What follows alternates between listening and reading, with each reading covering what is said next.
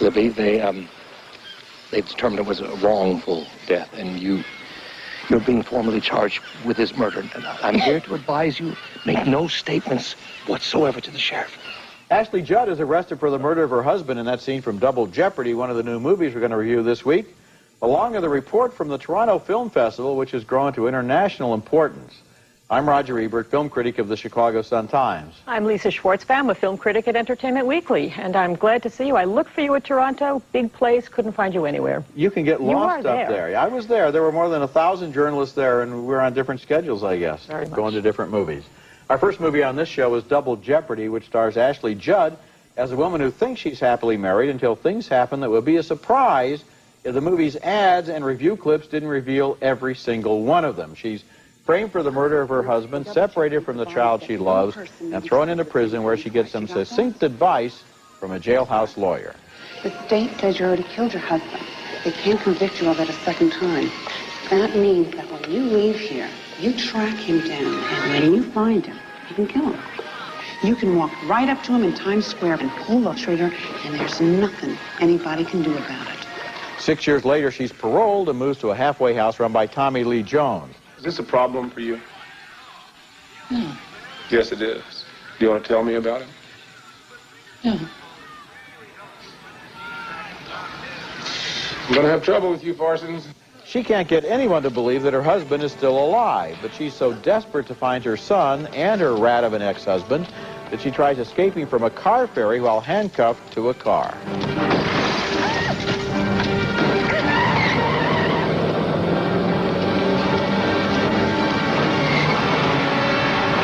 The trail leads to New Orleans, where Jones follows Judd and confronts the man that she claims is her husband.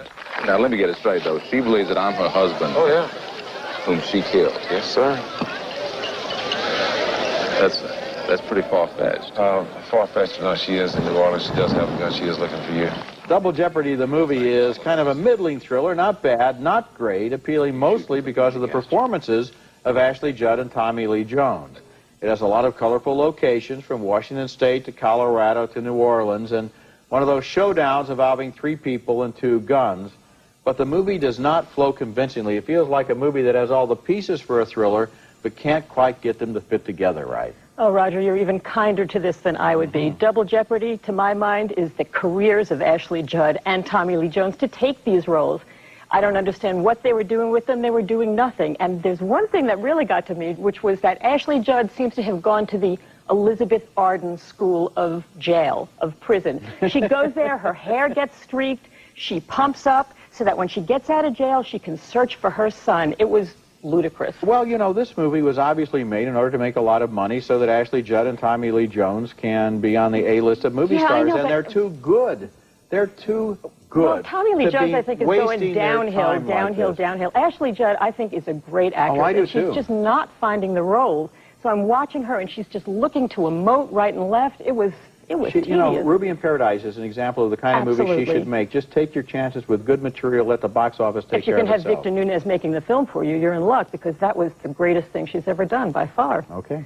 All right, our next movie is Mumford by that expert on baby boomers, Lawrence Kasdan. The title refers to the bland, happy suburban vista where this light, feel-good comedy takes place. But it also refers to Dr. Mumford, a newcomer in town, played by bland, likable Lauren Dean, who quickly becomes the area's most popular psychologist thanks to his no-nonsense approach to treatment. One of Mumford's most high-profile patients, played with a nice slacker touch by Jason Lee, is a sweet, baby-faced billionaire who made his money Bill Gates style in computers. But he's one lonely mogul. Can I ask you a personal question? Of course, that's exactly what I want. Have you thought about getting a wife? Yeah. When Panda started to happen, I was dating women from New York, San Francisco, L.A. They came out of the woodwork. Models, actresses, venture capitalists. These were not the kind of girls who were interested in me before I hit it big. Another likable neurotic is an unhappy housewife, played by Mary McDonnell, who tries to numb her misery with compulsive shopping, while her insensitive workaholic husband, played by Ted Danson, doesn't exactly feel her pain. She seems very unhappy. I think we all knew that, Professor. The question, the real questione, is why? But of all the patients whose lives our hero shrink touches, the one who touches him most is sad, tired, divorced Sophie, played by subtle, lovely, winning Hope Davis, who suffers from a whopping case of chronic fatigue syndrome. I've put myself completely in his hands. For today, anyway. What kind of doctor are you? PhD, psychologist. Oh, not a real doctor. That's right, the fake kind. Mumford is the third in a series of Lawrence Kasdan's personal movies, starting with The Big Chill and continuing with Grand Canyon, that attempts to take the pulse of the baby boom generation, my generation. But what disappoints me about this self-analysis is how self-satisfied and trite it is. My diagnosis is Mumford the Shrink is about as effective as a cheap self-help book, and Mumford the Movie is afflicted with a creeping case of narcissism. Gee, I liked it a lot more than you did. Right. To me, it was like A warm bath. bathing in good feelings. It's not really plot-driven. It doesn't really have a big plot payoff at the end. It's about listening to people and feeling better and asking the right questions and listening to yourself.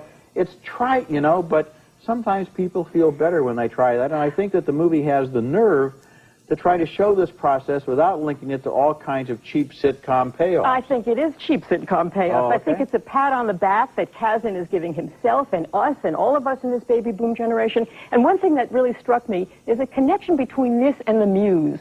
Both of them have people who are healing, curing, inspiring, and yet they themselves have issues about whether they're fakes. This is so much a 40s number going on. Oh, come and on. I don't know. I didn't think so because, I don't know, when I walked in, it just made me feel better. Maybe you were feeling good and it depressed you. Maybe I was feeling bad and it cheered me up. I don't know, but as I sat there, I just felt good to be in this movie. That's too easy. Good is not enough. There's no story going on Usually there. I feel bad when I go to the movies. Oh, well, I felt that's the comforted. problem then. We should talk about that. Lie down. We've got 50 minutes maybe to talk about that. But then we'd have to deal with your problems, too. Well, all right. We can do a trade on this. I don't know. When we come back, we choose our favorite films from the Toronto Film Festival, including a great new performance by Sigourney Weaver. And coming up next, Robin Williams stars in Jacob the Liar. If you had the radio and you didn't want anyone to find out, the best way to make sure of that would be to tell people you had one. Because they'd know you were lying, because no one who owned the radio would be stupid enough to admit it. And they'd leave you alone, which means... What does it mean, Jacob? I don't know. It means you've got the radio. Well, does he have a radio or doesn't he? That's Robin Williams and Liev Schreiber in Jacob the Liar, a film where some of the Jews imprisoned by the Nazis in a Polish ghetto are in despair and even contemplating suicide. But Jacob, played by Williams, has accidentally overheard a report on a German radio that suggests the war may be turning against the Nazis. At first, he shares this information reluctantly, but soon, the word is out. Everybody knows that you got a radio. What do you mean everybody knows? Well, not everybody, but it's traveling at least as fast as the news about Quartz 5. Oh, really? So by the evening, the Gestapo will know. That's Bob Balaban as the barber. When the Liev Schreiber character tries to live as if he has a future, it provokes anger from the father of the woman he'd like to marry. Young man, we've learned to live without firewood, without potatoes, without decent clothing, without the sound of children, but no one can live without a future. We have a future, Mr. Frankfurter. The war's about to end. Yeah, someday, but who will be here to see it? We will. And that's Alan Arkin as the father there. Jacob finds himself caring for a young girl whose parents were able to help her escape from a train to the death camps. She demands to hear the radio, and that provides Jacob with what seems to be the obligatory Robin Williams improv scene. The very Honorable Winston Churchill, who is just now coming into the studio, putting out his cigar. Good evening, ladies and gentlemen, and everybody in Paris. The movie has its heart in the right place, but after the lighthearted and sure-footed genius of the somewhat similar Life is Beautiful, I think it creaks along. Both movies are about men using the power of imagination as a weapon against the Holocaust, but the Roberto Benigni film clearly declared itself as a fantasy and a parable, while Jacob the Liar shifts uneasily between grim reality and vaudeville, heartbreak, and shtick. And the closing shot of the Andrews sisters, or their lookalikes, is such an obvious attempt to tack on an upbeat ending to a downbeat film that I wanted to cringe. Well, you know what? In this case, for me, comparing it to Life is Beautiful makes Jacob the Liar look better, because really? I am not in the Life is Beautiful camp. My problem with that is that it was a fantasy on the vague idea that if a father loves his son, he can save him. That's an offense. This, at least, is one guy doing one thing. So the story itself works for me much better. It's sort of like an Isaac Bashevis Singer story, except that it takes off in this kind of wacky Williams direction. You know, he made this before he did Patch Adams, so he is Patch Abramowitz in this thing. That's the way I look at it. This is a remake of a 1975 East German film, and somehow I think the whole movie would have been more effective if it had been more dialed down. I heard a lot of stage accents from the actors. It's true. There were a lot of these kind of eyes to heaven guys, a lot of schmaltering going on there. That is a problem. And that was the look was good. I liked how it looked. Well, it looked okay, but on the other hand, I don't know. I just felt like the movie with its opening newspaper flying around and its jazz band at the end and so forth, it's trying to pull its punches. I feel in its own way, Life is Beautiful, which is a fantasy, an escapist fantasy, for people who couldn't live with the Holocaust for the reality of it. It's for the squeamish. That's my whole shtick on it. No, that's a different... Not every movie has to be Schindler's List. No, nor can every movie be Schindler's List, except that this one... so you give it thumbs up? My thumb is higher than yours on that. It's in the middle, but it's higher than yours. We'll just have to live with that. All right, coming up, Roger and I traveled to Canada to cover one of the world's most prominent movie events. Our report on the Toronto International Film Festival is next. Out! Oh, you say out!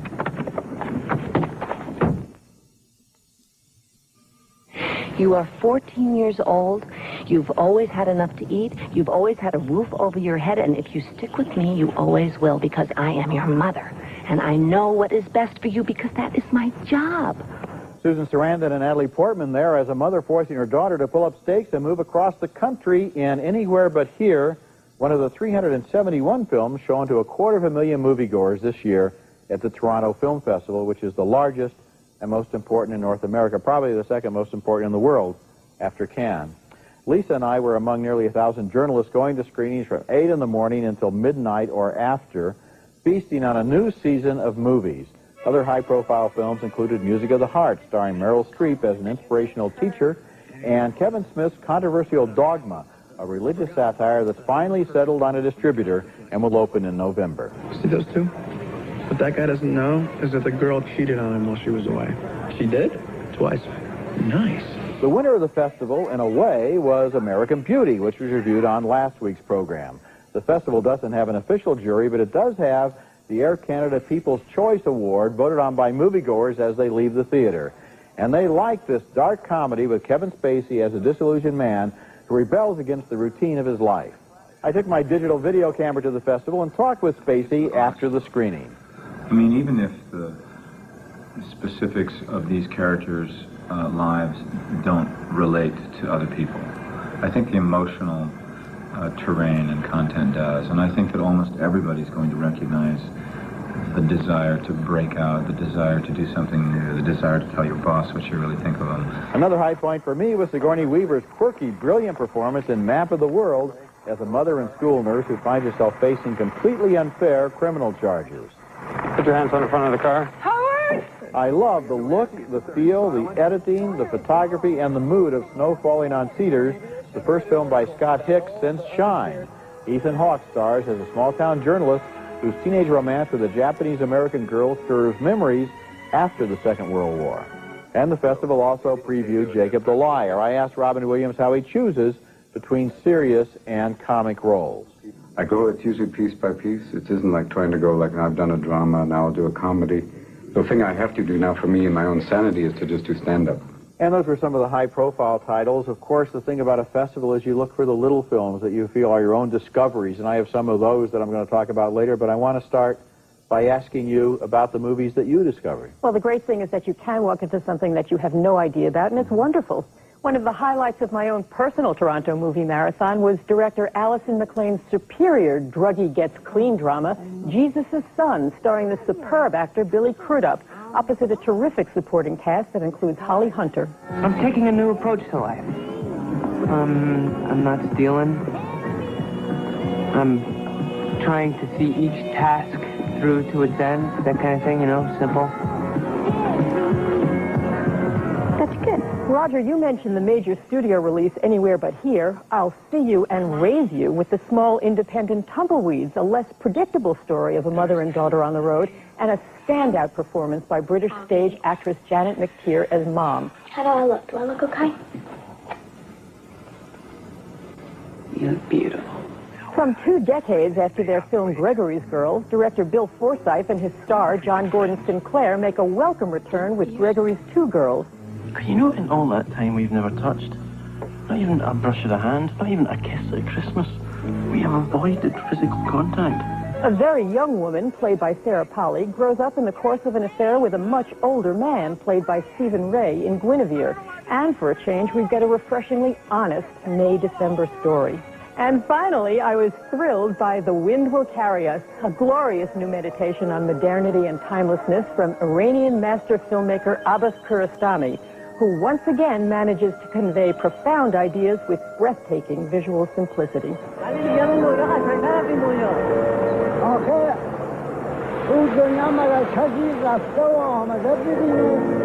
I know that festival goers are divided between thems that love Kiarostami and thems that think his films are like watching paint dry. Roger here might be one of them. But I was more moved by The Wind Will Carry Us than by anything else in Toronto except perhaps Beau Travail, which unfortunately has no video clips available. This gorgeously shot story of French foreign legionnaires in Africa by Paris-born Claire Denis is the kind of serenely original movie that can make me weep with gratitude and awe at the power of the medium and with pleasure at the opportunity to spend 10 days in movie-mad Toronto. Yeah, it was a lot of fun. You know, I have only seen 2 of the movies that you mentioned, Gregory's 2 Girls and Guinevere, both of which I liked. So it is true that you can have different festivals. The one I've been chasing at Telluride and again at Toronto with Jesus' Son, and I wasn't able, for some reason, to get it at the right point in my schedule, and everybody tells me to look for it. It's quite extraordinary. You know, sometimes I get tired of these druggy stories, that sort of Another Day in Paradise drugstore cowboy thing, but this really sustains a tone of integrity to it, and it's not romanticized at all. Really powerful stuff. I'm looking forward to it. When we come back, I'll have some of my own discoveries from Toronto, including the little independent film that won the festival's heart.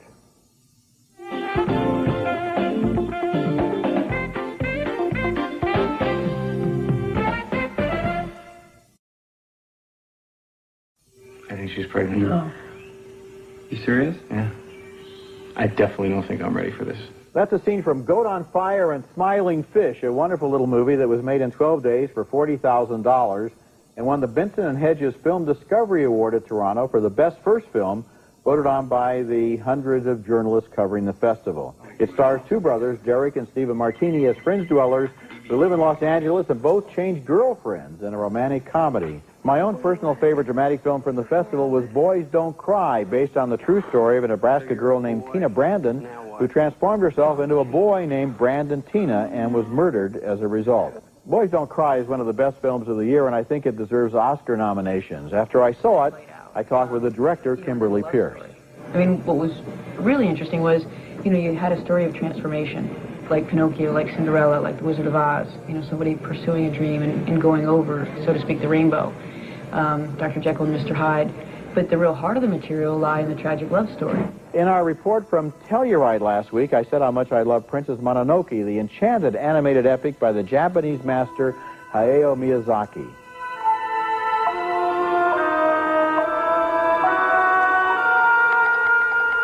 And at Toronto, at last, I got my chance to meet Miyazaki, a legend among animators.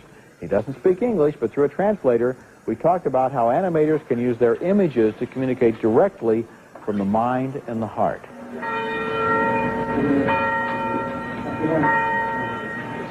You know, over the years I've done a lot of interviews, but occasionally you're ushered into the presence of a giant, somebody like a Hitchcock or a Howard Hawks or a Scorsese, and you feel, this is a great moment in my career, and I felt like that with Miyazaki. This is a great man, a master of the cinema. It's true, and also, giant is a good word. It was the last film that I saw of the festival, and it was a beautiful, sweeping way to finish what I was watching, really on a high note. It was quite extraordinary. You know, he's so modest.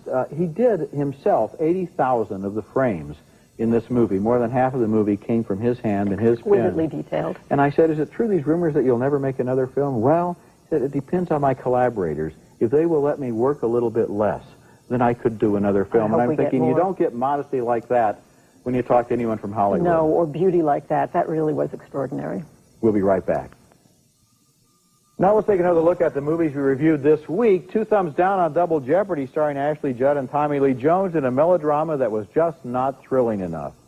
A split vote on Mumford, the quirky new comedy by Lawrence Kasdan.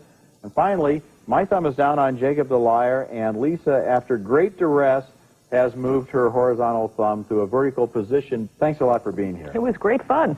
I like your spirit. Remember, you can hear our reviews on the web at ebert-movies.com, both Lisa and myself this week, part of the Go Network. Next week, more new movies, including Three Kings, a Desert Storm action thriller. That's next week, and until then, the balcony is closed.